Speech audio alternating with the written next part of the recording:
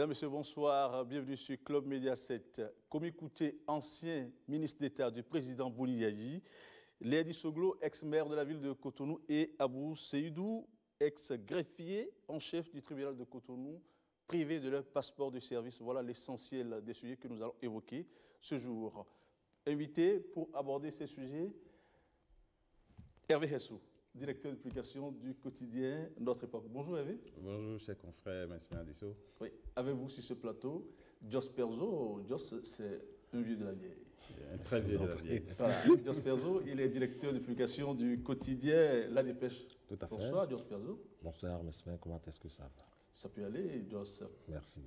Donc, nous allons aborder, nous allons démarrer cette émission avec la revue de presse. La revue est signée comme d'habitude, Ulvaïs Palogo.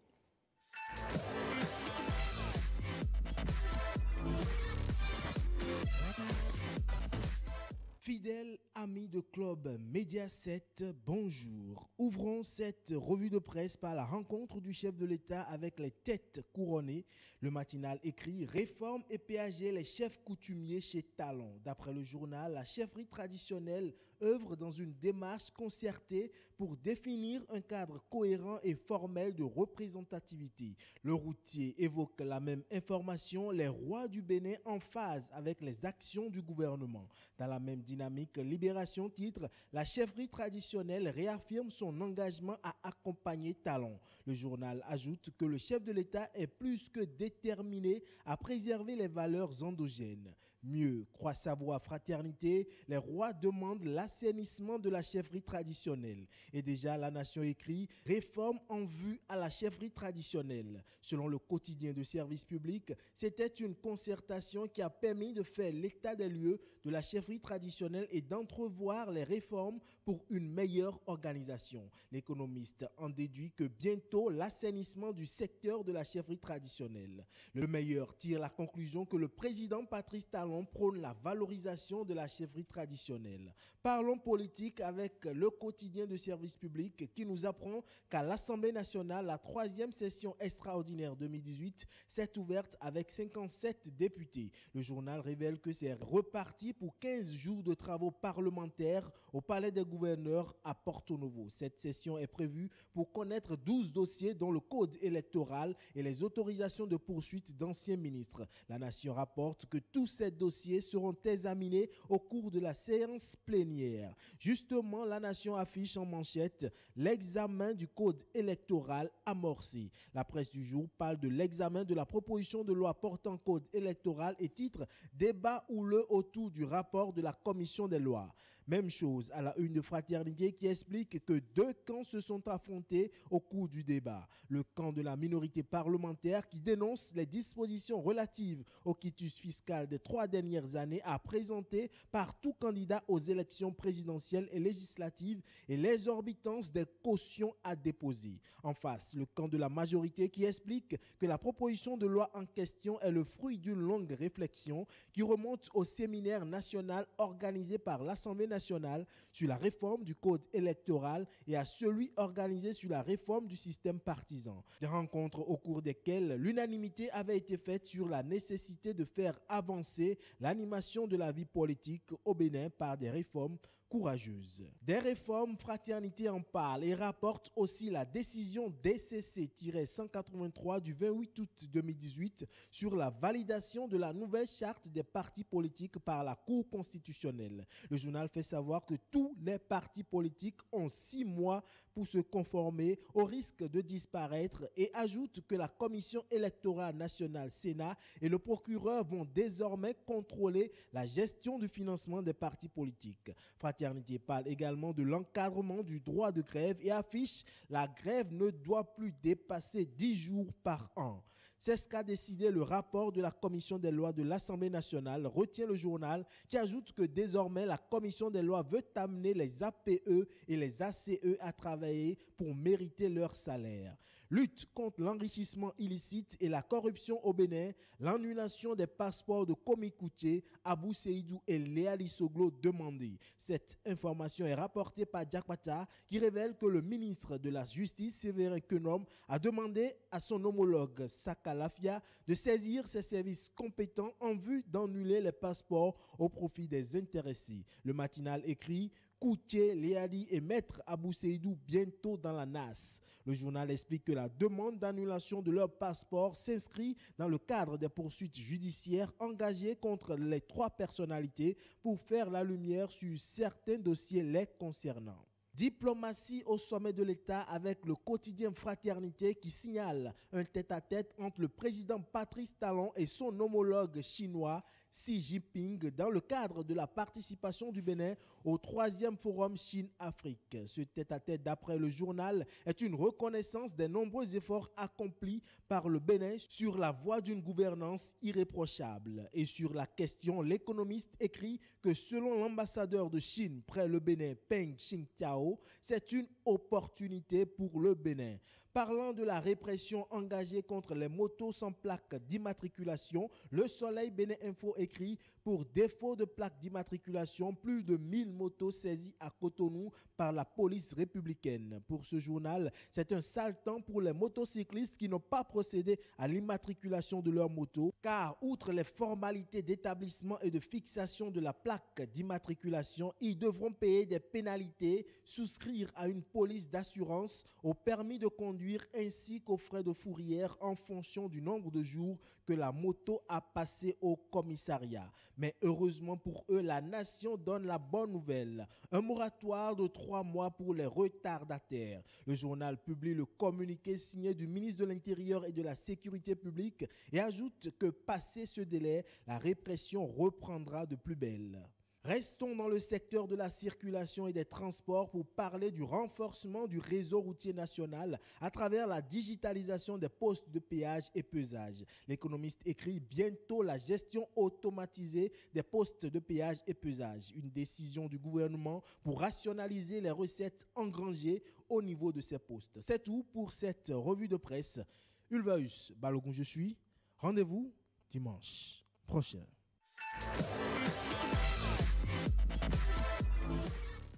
Merci à vous, Ulvaeus Balogun. Eric Hessou, le chef de l'État, a rencontré samedi 21 août les chefs traditionnels. Il ressort de leur entretien que le président de la République va réformer la chefferie traditionnelle au Bénin. Réformer la chefferie traditionnelle, quelle en est l'importance? Vous savez que déjà dans ce projet de révision de la Constitution, en début d'année 2017, le président et son gouvernement avaient proposé déjà de réformer la chefferie traditionnelle. Et je pense que ce projet, nous l'avons tous constaté, que ça n'a pas abouti. Donc, il a peut-être trouvé maintenant, ou bien il est en train de chercher un autre mécanisme pour réformer cette chefferie traditionnelle. Mais ce que je voudrais dire sur la question, c'est que vous connaissez, vous voyez un peu comme moi dans tout ce qui se passe avec la chefferie traditionnelle. C'est vraiment, je vais dire un gros mot, mais c'est vraiment une vraie pagaille où on ne sait pas qui est qui. On voit des véhicules circuler dans la ville avec des macarons de chefs de ci, de chefs de ça. La juridiction de ce chef s'étend d'où à où, on ne sait pas. L'élévation de ce chef dans la société morale traditionnelle. Justement, en termes de réforme, à quoi peut-on s'attendre? Écoutez, donc déjà, il faut voir que le chef de l'État veut peut-être leur donner un statut particulier, peut-être, je ne sais pas, mais on peut s'attendre à ce qu'ils aient un certain nombre d'avantages liés à leur position de chef traditionnel, parce qu'ils sont des autorités morales qui sont utiles également à ce pays, à cette nation, parce qu'ils jouent des rôles dans des régions données de notre pays. Et donc, on peut consentir de leur trouver de petits moyens pour fonctionner, de petits avantages liés à ces postes-là, mais au prime abord surtout d'encadrer par des dispositifs qui permettront de savoir qui est qui peut être à la hauteur d'un certain nombre d'avantages donnés. Et pour ceci, il faut vraiment aller à la réforme. Jos Perzo, tous veulent l'assainissement de leur cadre. Qu'en pensez-vous? Mais c'est une bonne chose. Bon, nous n'inventons rien au Bénin.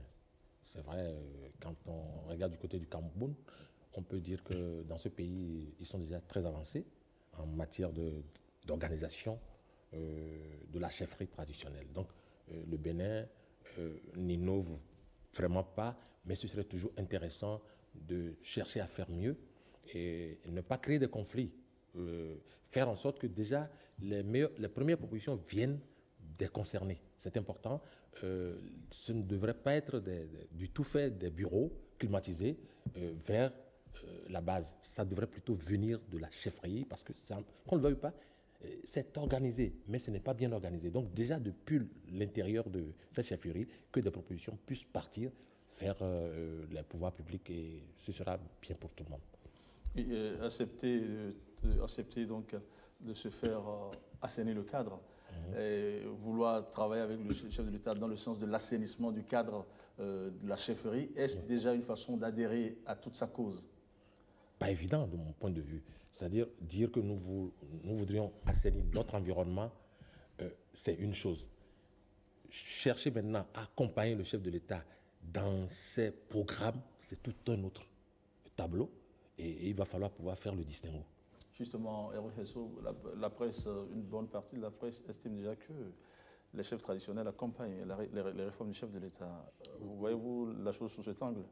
Oui, peut-être parce que les propos tenus par certains chefs traditionnels au cours de cette séance ou après ont fait penser cela à certains confrères, puisque nous avons entendu qui ont dit que le chef est allé vers eux, c'est une bonne démarche, le chef devrait faire ça, le chef, donc peut-être qu'ils étaient dans l'attente de cette démarche depuis, et c'était pour ça que certains n'étaient pas forcément pour, parce qu'on a constaté que bon, dans ces faits, le chef de l'État n'avait pas forcément fait un déplacement vers eux, et cela pourrait animer cette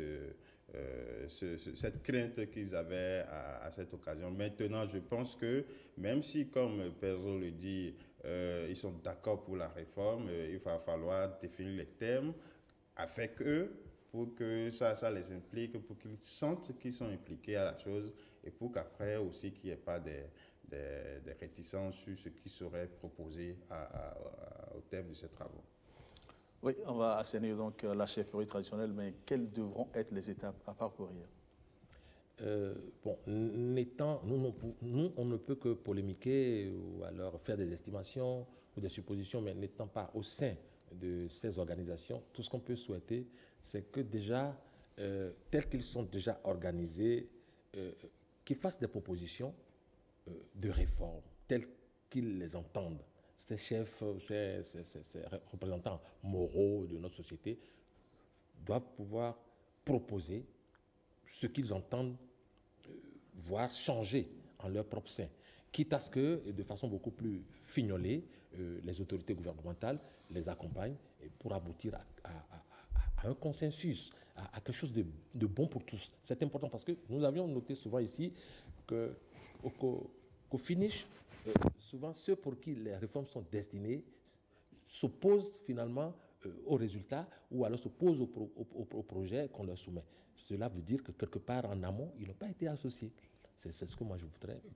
Comme Perrault le disait, ils sont un peu organisés quand même, parce que nous savons qu'il y a au moins 2 associations de têtes couronnées au Bénin qui sont là depuis plus ou moins 10 ans, même si à des occasions données, on voit qu'ils sont dans une guéguerre qu'on ne peut pas décrire ici, mais quand même, je pense qu'en leur sein, ils doivent avoir une organisation donnée pour faire des choses avec une stratification donnée, avec des codes, avec des principes. Et donc, ils peuvent tout schématiser maintenant ensemble parce qu'ils sont appelés par le chef de l'État maintenant ensemble pour proposer et avec les cadres et eux-mêmes pour sortir un document qui puisse avoir l'assentiment de tout le monde. Deuxième sujet, annulation du passeport. Alors, on entend des noms de personnalités qui doivent perdre donc le passeport. Il s'agit de Komi Kouché, ancien ministre d'État du président Boniayi. Léadi Soglo, ex-maire de la ville de Cotonou, Abou Seydou, ex-greffier de la ville du tribunal de Cotonou. Et puis, on entend également le nom de l'ancien Premier ministre du président Boniaï, Zissou. Zissou. Oui. Alors, de quoi s'agit-il? Est-ce que les passeports, à l'heure actuelle, sont déjà désactivés? Qu'est-ce qu'il en est? C'est possible. Je ne suis pas cadre de l'immigration pour avoir la certitude, mais c'est sûr que dès lors que les notes sont sorties, parce que moi j'ai vu circuler deux notes, une première note qui parle de passeport diplomatique annulé et signé par le ministre des Affaires étrangères de M. Komi Koutié, de M. Lionel Zinsou, de M. Léadi Soglo et de Mme Nadine Dako, je crois. Et une autre note du ministre de la Justice qui a cité les sieurs Léadi Soglo, Komi Koutié et puis Abou Seydou. Alors, pour moi, si le dénominateur commun, c'est Komi Koutié et Léadi Soglo. Voilà. Bon, donc, voilà. Donc, non, si dans un premier cas, je pense que c'est les passeports diplomatiques. Oui. Je vois que sur le second cas, ça doit être les passeports ordinaires. Oui. Pour moi, quand une autorité a un niveau donné, bon, moi, dans un passé, vous le savez, nous avons fait un peu de communication dans un ministère, oui. Et nous avons eu droit à un passeport de service pour voyager, pour travailler pour ce pays. Mais quand on a fini cette mission, je pense qu'on a rendu ce passeport. Et donc, toute autorité, pour moi, qui finit ce genre de mission doit, en principe, systématiquement remettre ces passeports dits de diplomate ou bien de service. Maintenant, concernant le passeport ordinaire, alors, est-ce que c'est la procédure? Est-ce que c'est comme ça qu'on doit faire? Est-ce que les services qui doivent désactiver, est-ce que c'est possible qu'on désactive sans l'ordonnancement d'un juge? C'est des questionnements que je me pose. Je n'ai pas encore trouvé des réponses à tout ceci.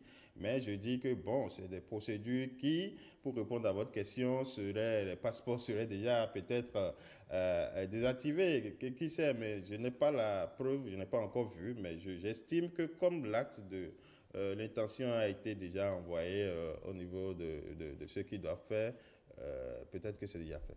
Annulation de passeport de Léadi Soglo, de Komi Koutié et de Lionel Zissou. Votre réaction? Oui, je voudrais me départir d'un amalgame qui se profile depuis quelques jours. C'est-à-dire, il faut faire la part entre les passeports de service, les passeports diplomatiques qui appartenaient à des personnalités qui devraient, comme l'a dit mon confrère tantôt, s'en débarrasser depuis longtemps, et les passeports ordinaires dont il a été question et concernant M. Komi Koutié, concernant M. Léadi Soglo, pour m'en tenir à ces deux personnalités. Là, une fois que cet amalgame est levé, je voudrais constater simplement qu'il y a un cas de non-droit. Et le Bénin, de mon entendement, vient de violer allègrement l'article 12 de la Charte africaine des droits de l'homme, car cette charte... Que stipule cet article? Ah oui, que tout citoyen de l'espace, de tout l'espace africain, ne doit pas être privé de sa liberté d'aller et de venir. Mais lorsque le citoyen est recherché, qu'est-ce qu'on fait dans ce cas? Quelles sont en amont les preuves que nous détenions, vous et moi, sur le fait qu'il y a des mandats qui ont été décernés et des juges qui ont décerné régulièrement des mandats? Parce qu'en fait, si en amont, il y a une action judiciaire qui a été entreprise à l'encontre des individus, ces individus sont recherchés. Et au plan international, il y a ce qu'on appelle la police internationale, l'Interpol. Nous sommes allés sur le site de l'Interpol, il n'y a rien, il n'y a aucune trace. On ne peut pas aller rechercher les individus avant d'acter la justice. Et donc, moi, je considère, dès lors qu'il n'y a pas eu en amont une action de justice à l'encontre de ces personnes, il est mal à propos qu'une note du ministre de la Justice, entérinée, si on ose ainsi le comprendre, par celui du ministère de l'Intérieur, puisse maintenant désactiver ou demander à désactiver le passeport de citoyens béninois. Quelque part, aujourd'hui, ceux-là sont sans papier, et ils sont sous quel espace et quelles sont aujourd'hui les motivations juridiques qui conditionnent cette démarche. Moi, je dis que le Bénin a violé une bonne partie de la Charte africaine des droits de l'homme. À l'entendre, le Bénin serait en train de s'acharner contre les intéressés. Votre vue sur la question? Je pense que la décision est motivée par une question de sécurité interne liée à des questionnements des situations avec ces messieurs, ou bien avec ces personnalités. Et je suis tenté de dire que nous sommes dans un pays de droit et que, en principe, pour moi aussi, on devait s'attendre à avoir un certain nombre de procédures s'enclencher. Bon, donc, je n'ai pas l'impression d'avoir vu ou bien circulé cette procédure. Peut-être que c'est fait, je ne suis pas encore informé là-dessus. Je vais creuser encore davantage pour voir. Mais je dis que pour le moment, la question de retrait de passeport de ces personnalités, parce qu'il y en a deux qui circulent, le Kwame Couché et Liadi, qui ont peut-être une connotation politique qu'on ressort plus que l'intérêt de faire exercer de faire valoir le droit. Donc pour moi, il faut s'attendre à avoir plus de réactions politiques sur ces deux sujets que d'avoir vraiment une appréciation technique si les juristes sur la question peuvent se prononcer. Lorsque les intéressés fuient le pays, vous avez en tête le dernier passage de l'ex-ministre d'État, Kwame Couché au Bénin. Il est passé incognito dans ce pays. Lorsque des situations du genre se présentent, qu'est-ce qu'on fait? Non. C'est vrai. Je vais laisser Jos Pezo répondre dans un instant, mais je voudrais dire avant que, oui, c'est vrai qu'on est dans un pays où l'État aussi doit, à un moment donné, montrer qu'il est le gendarme, la police de la République, et donc, pour contrôler les allées et venues, quand bien même la question de violation serait là, décider à un moment donné de voir quand même clair dans ce qui se passe entre ceux qui rentrent dans le pays et qui en sortent. Je pense que c'est dans cette logique-là qu'il faut plus voir la chose qu'autre chose. C'est quand même dommage parce que moi, je réagis souvent en me disant que ma petite personne pèserait quoi dans la balance des considérations lorsque cela m'arriverait. Vous voyez, Kwame Couché n'est pas parti, même s'il est venu incognito, il ne devrait pas passer à la radio, à la télévision pour dire je suis au pays. Bon, donc ceci étant, Kwame Couché était, pour ce qu'on a compris par la suite, il s'était rendu devant le juge, qu'il a écouté, et l'a laissé partir. Je ne voudrais pas qu'il a élargi puisqu'il n'était pas en détention. Donc le juge l'a laissé partir. On ne lui a pas notifié, on ne lui a pas retiré son passeport. Donc le monsieur était encore libre de ses mouvements, donc il est parti. Ça me rappelle octobre 2014, si mes souvenirs sont bons. Dans ce pays, 2 mois après la fameuse affaire d'empoisonnement de triste mémoire, et on se souvient, les citoyens Patrice Talon et Olivier Bocor devraient renouveler le passeport ordinaire. Enfin, ils devraient renouveler leur passeport. Voilà qu'ils sont à l'étranger, ils sont hors du territoire national. Et puis, il y avait eu cette polémique qui avait ourdi et qui donnait l'impression à l'opinion que les pouvoirs d'alors faisaient tout pour bloquer la délivrance des passeports. Alors que la réponse que le responsable en charge du service approprié nous avait donné à l'époque, c'était ils ne peuvent pas se faire délivrer leur passeport tant qu'ils ne sont pas au pays. Mais il y a un sauf-conduit qu'on peut leur délivrer. Cependant, nous nous sommes levés comme un seul homme pour dire qu'il y a anguille sous roche. On devrait permettre à ces citoyens de rentrer librement au pays et d'en partir parce qu'en fait, le sauf-conduit ne vous permet pas de circuler comme bon vous semblera. Et donc, c'est la même chose qui se répète à 1 mois de différence en ce moment. Parce que je me dis, Kwame Couché, pour ce que je sais jusqu'à l'heure où je vous parle, n'avait pas été interdit de quitter le pays, pour ce que je sais. Même Léa Soglou était déjà à l'extérieur du Bénin afin que des décisions ou des démarches juridiques ne soient prises à son encontre. Et donc, à partir de cet instant, je ne vois pas pourquoi on peut déjà annuler le passeport, alors même qu'il n'était pas, au moment des faits, au moment de la publication de ces éléments, il n'était même pas régulièrement, les deux, condamnés par un juge. C'est assez important. Et moi, j'ai peur pour ma liberté lorsque, de façon aussi flagrante, on attente à la liberté, à la liberté d'aller et de venir d'un citoyen. Enfin, moi, ça me gêne. Selon la Renaissance du Bénin, El Soglo, cet acte tend à parachever le plan de harcèlement, d'intimidation et de répression à l'encontre des voix discordantes. Votre réaction? Bon, non, c'est normal que la RB, dont le président Eliade Soglo, sorte ce type de communiqué. C'est loyal. Ils sont restés droits dans leur botte. Ils sont restés droits dans leur botte. Ils suivent le mouvement de... Un peu comme Jos Perzo. Non, non. Je suis un citoyen du monde et défenseur des droits. Qui reste fidèle à la ligne éditoriale de son journal. Oui, bon, hein, on voit tout le monde dans sa ligne. Et donc, voilà. C'est un peu ça. Non, la RB a... El Soglo, c'est lui le président, hein, jusqu'à nouvel ordre, jusqu'à la décision des juges plutôt. Mais c'est normal qu'un genre de communiqué sorte pour soutenir le président, pour dire le mécontentement qu'on a du traitement du président. On est en démocratie, on peut leur concéder cela. Chers confrères, c'est vrai, nous ne sommes pas à la table des révélations ici, mais je ne peux parler que de choses dont je suis informé, dont je détiens les preuves. Vous savez, un peu l'avènement du nouveau départ, des citoyens de ce pays faisaient l'objet de poursuites judiciaires au plan international. C'est-à-dire qu'ils étaient recherchés à l'international. L'Interpol avait publié des photos de ces personnes, des wanted. Savez-vous, le 18 juillet 2016, par je ne sais quelle magie, parce qu'il n'y a pas eu de décision de justice les disculpant. Pas je ne sais quelle magie, donc. Ces avis de recherche internationaux sont partis, c'est-à-dire par magie, du listing de l'Interpol, par exemple.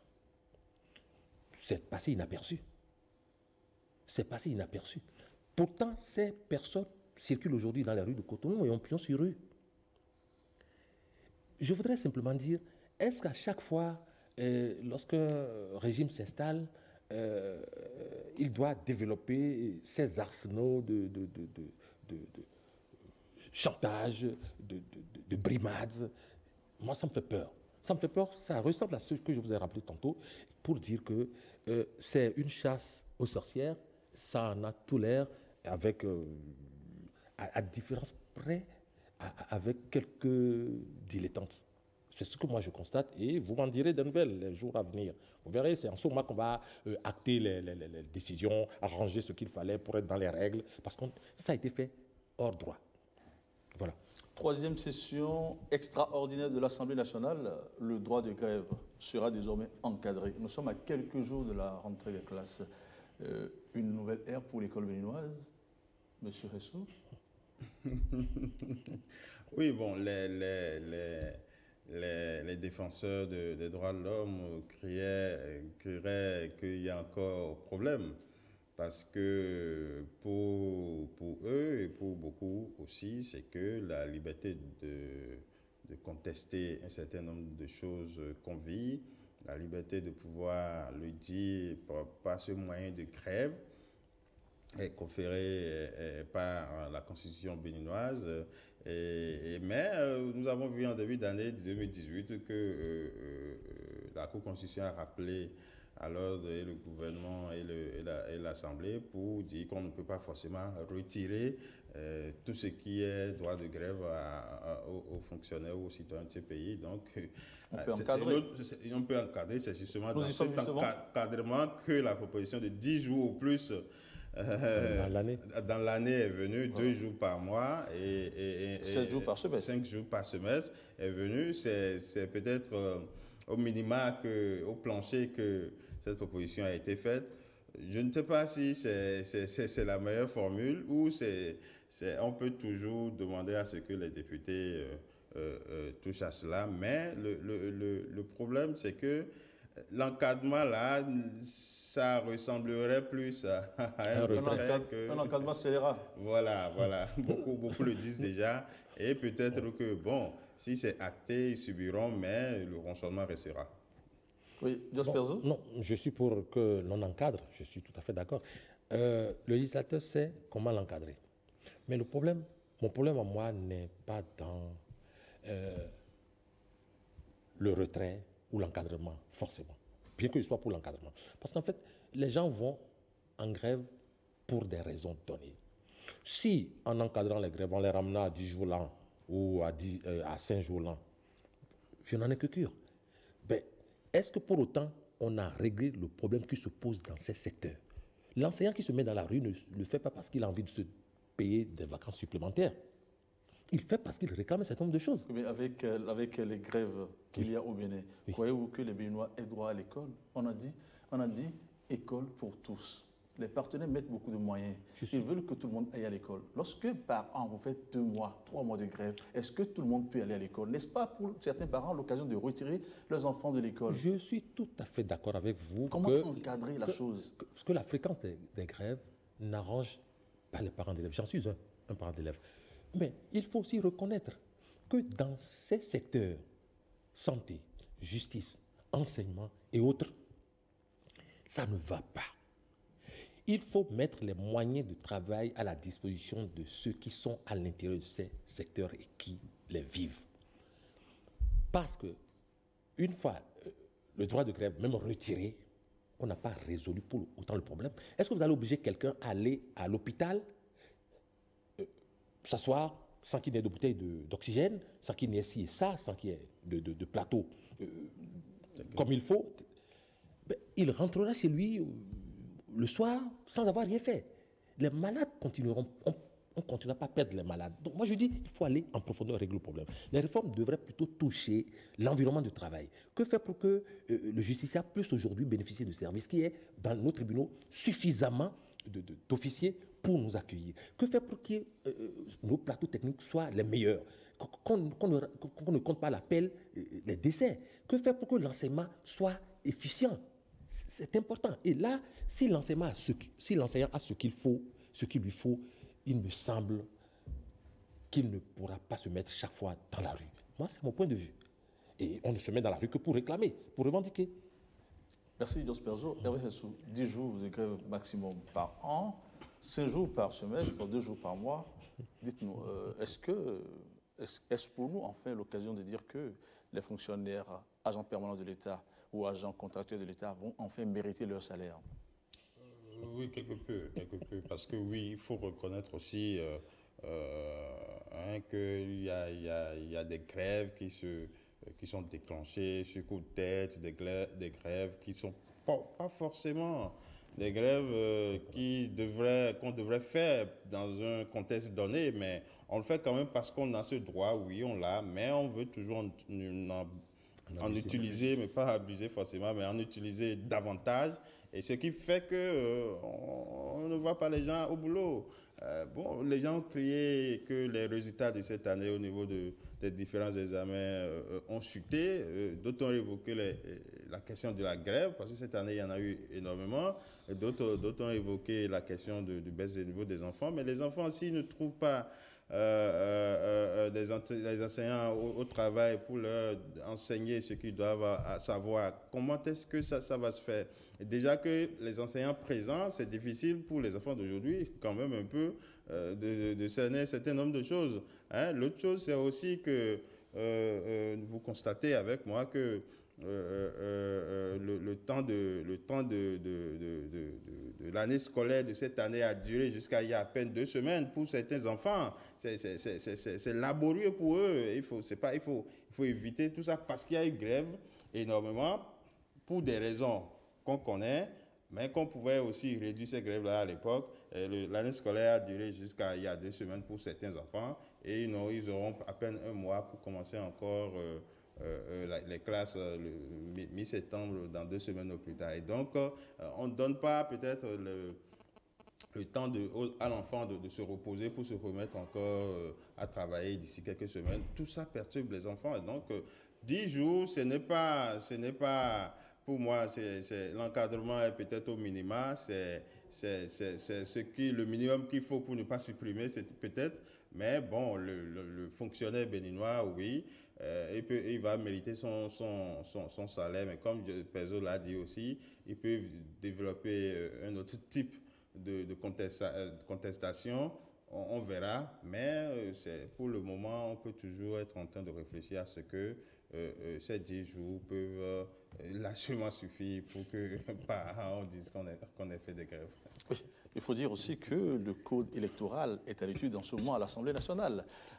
Certains membres de l'opposition se permettent de clamer un texte d'exclusion, d'oppression. Votre réaction, Jos Perzo? Non, mais vous la connaissez, ma réaction. La réaction est la réaction de la vérité. Ce texte est un texte d'exclusion. Et nous ne nous voilons pas la face. Aujourd'hui, c'est un texte d'exclusion. C'est un texte, s'il est voté en l'état, nous plonge dans une démocratie censitaire. Non. Voyez-vous, d'où venons-nous? D'où venons-nous? Et c'est comme si nous allons inventer le fil à couper le beurre. Non, pas du tout. Et au moment où d'autres vont, des pays qui nous entourent, réduisent les taux en termes de sommes à réunir pour être candidat, au moment où d'autres pays les réduisent, le Bénin, curieusement, les multiplie par... Chaque pays a ses particularités. La particularité du Bénin est que nous ne sommes pas un pays... Vous voyez un peu les types de candidats que nous avons. Certains vont aux élections alors qu'ils ne représentent rien du tout. Et s'il ne va pas falloir corser un peu les tests pour les obliger à se respecter, ne serait-ce que minimum. Vous savez, j'aimerais, par exemple, moi, un jour aller à une élection, je sais encore laquelle, mais aujourd'hui, j'ai bien l'impression qu'on m'en prive. Et vous savez, mon cher confrère, quand on parle de réforme, moi je m'attendais plutôt à ce que les honorables députés puissent avoir le courage de permettre à ce que vous et moi, en tant que candidats indépendants, un jour, si on devrait aspirer à devenir député, qu'on puisse le faire. C'est impossible au Bénin. Mais cela se fait en Côte d'Ivoire à côté. Vous savez, il y a des citoyens béninois aujourd'hui qui ont ce qu'il faut. Ils ont le background, ils ont le bagot, ils ont tout ce qu'il faut pour faire de bons députés. On les en empêche, on les oblige à aller s'acoquiner à des formations politiques. Et aujourd'hui, avec ce nouveau code qui pourrait être voté en l'état, nous nous en rendons compte les années à venir. Ça va nous faire un grand mal parce qu'en fait, si nous choisissons de faire de la démocratie, quels sont les points de désaccord qui vous viennent à l'esprit? Il y a trois. Il y a 3 points fondamentalement. Entre autres, je voudrais dire ceci. Est-on obligé, par exemple, est-on tenu d'empêcher un ancien chef d'État, fut-il président de la République, tout ce qu'on veut, et qui voudrait... Non, aucun chef d'État n'est empêché. Par contre, s'il va se présenter aux élections législatives, s'il se permet de se rabaisser, ça veut dire qu'il perd les avantages qui sont liés à son statut de chef d'État. Il n'en est pas empêché, mais selon les tests, est-ce que le chef d'État en est empêché? Il n'en est pas empêché, mais se présenter aux élections législatives voudrait dire que vous laissez vos avantages. À vous de choisir. Voilà un peu ce que dit. Mais c'est une façon d'empêcher. C'est une façon d'empêcher de potentiels candidats. Nous allons prendre l'avis de... Oui, tout à fait. C'est empêcher des candidats potentiels de le faire. Oui. Les points de désaccord, vous les connaissez. Il y a un peu le quitus fiscal. Oui, bien sûr. Vous savez que le code a étudié sur 396 articles, sur 6 livres. Mais essentiellement, ce qui achoppe, c'est 3 questions dont le quitus fiscal dont vous évoquez, et qui est demandé désormais aux candidats à la présidentielle ou aux législatives les 3 dernières années. Et cette question, par exemple, a suscité également beaucoup de remous au niveau de la classe politique, que ce soit de l'opposition surtout, mais quelques-uns aussi du BMP, parce que les députés du BMP ne sont pas forcément, certains ne sont pas forcément pour ça. Mais je dis quand même qu'après l'analyse, si vous analysez, pour quelqu'un qui veut bien diriger le Bénin dans 1 an ou bien dans 2 ans, la personne doit être un peu exemplaire pour moi. La personne doit pouvoir être... oui, bon, payer les taxes sur sa maison, la TVM sur sa voiture. Comment voudrait-on que les pauvres soient à jour et que ceux-là qui aspirent à gérer, à présider aux destinées de notre pays, ne puissent pas se mettre à jour? C'est quand même curieux. on fait de la fixation. On fait de la fixation sur ce qui était déjà une réalité, mais on fait une mauvaise fixation là-dessus. Comme l'a dit mon confrère tout à l'heure, ben, écoutez, moi qui suis ici, je paye mes impôts. D'une manière ou d'une autre, je paye mes impôts. Je paye mes impôts. J'ai eu des quitus pour pouvoir faire patte blanche. Des candidats potentiels le font déjà aussi. Mais là où le bas blesse, c'est une disposition insidieuse. C'est monté exprès. Vous allez vous rendre compte que on le fait pour l'utiliser. Si on laisse faire... J'espère le test n'est pas encore voté. Oh ben, on sait comment ça commence et souvent comment ça se termine dans ce genre de démarche. Vous allez voir, ça va passer comme une lettre à la poste. Je ne le souhaite pas, mais ce qui risque de se passer. Et comme l'a si bien compris mon confrère, aujourd'hui, ceux qui étaient d'accord, étaient engagés, étaient tout joyeux, les députés du BNP, il y en a qui sont déjà au regret. Parce qu'ils sont en train de découvrir quelques astuces cachées dans ce code qui leur feraient très mal. Ils en découvrent les tournures aujourd'hui. Moi, je dis, le quitus fiscal, très peu pour moi. Mais j'ai abordé une question tout à l'heure et je dis, c'est exclusif. Ce n'est pas inclusif, c'est exclusif. C'est-à-dire les sommes faramineuses qu'il faut débourser aujourd'hui pour être candidat.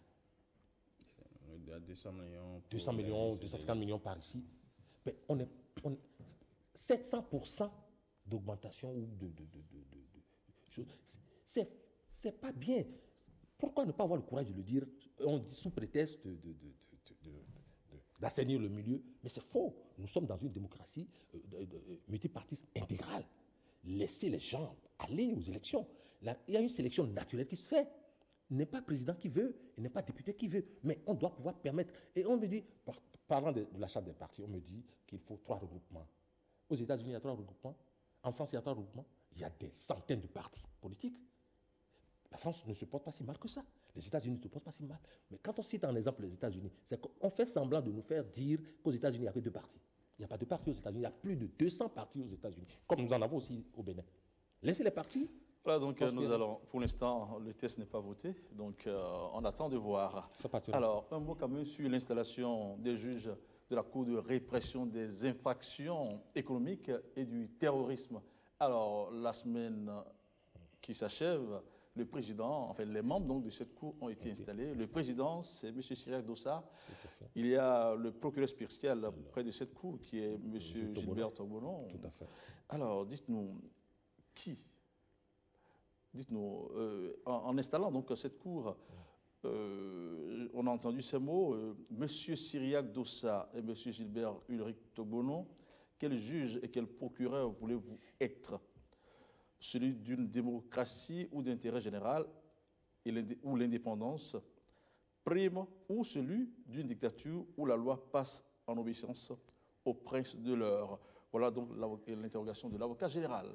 Alors, la question, quel juge et quel procureur? Je ne suis pas magistrat. Mettez-vous dans leur peau. Je ne suis pas magistrat, je ne suis pas nommé juge, je ne suis pas nommé président ou procureur. Mais écoutez, non, cette cour, vous savez, ce pourquoi elle est installée, et donc c'est pour les questions de crimes économiques, et puis le terrorisme et autres. Et vous savez aussi que les voleurs à col blanc sont beaucoup dans le pays. Et donc, il fallait trouver un mécanisme pour s'occuper d'eux principalement. Mais alors, quel juge et quel procureur, et quel procureur je pourrais être? Non, c'est de dire le droit. C'est de dire le droit selon les textes de la République en ce qui concerne ces crimes-là, en ce qui concerne ces dérapages-là. Et ceux qui tomberaient dedans subiraient les désirata et les sanctions fixées par la loi dans ce cadre-là. Et donc, pour moi, je serai collé au test, principalement au test pour travailler. Et c'est là où le bas blesse. Quel juge et quel procureur? Je serai le juge ou le procureur qui reste collé au vrai texte de la République. Je voudrais bien préciser, au vrai texte de la République. Mais dans le cadre de cette cour, la CRIET, il n'est pas question de loi adossée à notre corpus. C'est là où nous, on l'a dénoncé sur toute la semaine. En quoi le Bénin entre dans la cour des grands avec la CRIET? La CRIET, ailleurs, vous allez en France, vous allez voir, juste pour ces nouveaux phénomènes. Le terrorisme qui a pris d'autres tournures, on a élevé des institutions à part qui ont été outillées pour mieux faire le travail. Mais ces institutions s'adossent aux lois de la République. Est-ce que vous savez, chers confrères, que la loi qui régit la CRIET évite ou alors se met carrément au diapason du Code de procédure pénale? Vous me direz, qu'est-ce que j'en sais? J'en sais grand-chose. C'est ça, en fait, ce que nous on a dénoncé tout le temps. Voilà, il est contenu à l'intérieur de cette loi, parce qu'en fait, il y a une loi qui régit la CRIET. Enfin, je suis tenté de dire des énormités. Non, ce n'est pas le cas. Mais ne le faites pas, parce que... Oui, je ne le ferai d'ailleurs pas. Nous, on a titré, notre dernier papier, on a titré le non-droit, c'est-à-dire tapis rouge pour le non-droit. C'est le cas. Aujourd'hui, le procureur spécial ou les autres officiers de cette cour... En quoi c'est un tapis rouge pour le non-droit? Il y a un déni catégorique du Code de procédure pénale du droit de la défense dans cette loi. Je ne peux pas vous en citer les détails, mais je peux vous dire, allez consulter cette loi et regardez notre Code de procédure pénale et mettez-vous un peu à la place. Dites-nous en quoi il y a déni du droit. En quoi est-ce qu'il y a droit? Il faut le dire. On aime la défense, c'est-à-dire quelqu'un qui, dans le cadre des activités de cette cour, on peut vous interpeller en ne suivant plus les règles qui régissent le Code de procédure pénale. C'est dangereux. Et la défense, aujourd'hui, lorsqu'on va m'interpeller sur ce plateau, mon avocat intervient, il n'y a qu'un bréviaire, le Code de procédure pénale, qu'il va utiliser pour ma défense. Je puis vous dire que cette loi qui régit la CRIET s'est dérogée Croyez-vous aux règles. Oui. qu'il y ait à voir suffisamment dans le droit pour des terroristes, par exemple? Pardon? Croyez-vous que pour des terroristes, il y ait à voir suffisamment dans le droit? Et tout contrevenant au droit doit bénéficier du droit. Le terroriste ou supposé terroriste, celui qui est supposé... Que faites-vous de la puissance publique? Je continuerai par le dire, celui qui est soupçonné de commettre ou de se préparer à commettre un acte terroriste, jusqu'à ce que les preuves ne lui soient opposées, est encore... c'est-à-dire bénéficie de la présomption d'innocence. Et par conséquent, tant qu'il n'a pas été jugé ou considéré comme tel, il doit bénéficier d'une défense comme cela se doit. Dans cette loi, ce n'est pas le cas. Pas seulement contre les terroristes, mais ceux à qui on reproche un certain nombre de choses. Parce qu'il y a aussi les crimes économiques. Je voudrais nous mettre en garde parce que ça n'arrive pas qu'aux autres. Lorsque demain, un cousin aurait été abusivement retenu dans les liens de la prévention et qu'on lui refuse la défense, c'est à ce moment que les uns et les autres comprendront, mais tiens, quelle est cette loi diantre? Voilà ce que vous Merci. Nous allons écouter Hervé. Là-dessus, les gens disent que le Bénin entre dans la cour des rois, la cour des grands, avec la CRIET. Oui, c'est effectif, ou bien c'est l'impression qu'on a, puisque si on prend dans la sous-région, par exemple, c'est l'un des pays à s'aventurer sur ce chemin pour commencer par classifier les crimes et les répressions, afin nous avons une cour désormais un tribunal. Vous donc une avancée pour le Bénin? Oui, un tribunal commercial. On vient d'avoir ceci. Il y a des avancées dans la justice pour faire avancer les milliers de dossiers qui sont dans les tribunaux de première instance, parce qu'il faut également des cours à caractère un peu spécial pour juger d'un certain nombre de crimes également. Voilà. Alors, nous tendons vers la fin de cette émission, mais nous n'allons pas partir sans parler de nous-mêmes. Café Média. Oui. Qu'est-ce que vous en savez? Café Média. C'est une légende. C'est vrai, je ne jette pas de fleurs aux initiateurs. C'est une légende. Et ça dure depuis 4 ans. Mais je ne m'en plains pas. Je suis passé plusieurs fois sur Café Média. Et je suis Café Média de loin. Je suis Café Média depuis qu'ils sont sur les réseaux sociaux. Je les suis.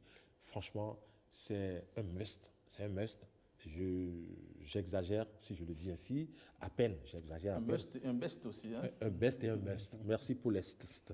Et puis tout ça, j'avoue, j'adresse mes sincères félicitations à l'un des initiateurs managers. Justement, Hervé Hessou en est le coordonnateur en ce moment, je crois. Tout à fait. Et au cours de la semaine, nous en avons célébré le numéro 200, qui veut nous dire qui veut nous présenter un peu Café Média, parce qu'on a dit sur ce plateau qu'on en aura l'occasion. Exactement. Présenter Café Média au Bénin. Exactement. Merci d'en parler. Merci de nous donner l'opportunité de reparler de Café Média, qui vendredi dernier a fait le numéro 200, et qui est également un creuset. C'est un club de presse, comme ici, Club Média, mais un club de presse un peu élargi où les vendredis, l'une des activités, c'est les vendredis à la Maison des médias, nous discutons de sujets liés à nous-mêmes. D'abord, la première causerie est toujours liée aux questions liées aux médias, parce que nous avons constaté qu'on ne parle pas forcément de nous, on ne parle pas des problèmes liés à la profession et tout, donc des coordonnées mal chaussées. Donc nous avons pensé trouver un mécanisme pour parler de nous, entre nous, un moment. Et après, dans une deuxième causerie... Est-ce des séances d'autoflagellation? Pas forcément, mais on s'informe, et puis... Sans tabou, c'est vraiment... un mot sur le parcours en 4 ans? En 4 ans, nous avons peut-être impacté près de 1000 journalistes béninois. Nous avons peut-être impacté... nous avons formé des gens à plein de choses. Nous avons envoyé des gens en formation. Nous avons permis à ce que des collègues soient informés sur un certain nombre de choses, parce que c'est également une plateforme où nous permettons à ce que ces collègues-là trouvent des experts pour continuer à discuter avec eux, parce que après le passage, les collègues peuvent prendre des contacts chez ces personnes-là et continuer après à discuter pour affiner leurs papiers, leur production, ainsi de suite, sur des questions liées à notre société, politique, culturelle, sportive et autres. Il y a sûrement de bonnes perspectives pour Café Média. Hervé Hessou, directeur de publication du quotidien Notre Époque et coordonnateur bien sûr de Café Média. Merci d'être venu sur ce plateau. Merci. Vous étiez donc avec Jos Perzo, vous êtes toujours avec lui bien sûr. Tout à fait. Jos Perzo, directeur de publication du quotidien La Dépêche. Merci d'être venu sur ce plateau. Merci chers confrères, merci pour tout ce que vous faites ici. Mesdames, Messieurs, ce sera tout pour Club Média 7. Rendez-vous dimanche prochain. Entre-temps, suivez-en la rediffusion autour de 23h30. Portez-vous bien. Bye bye.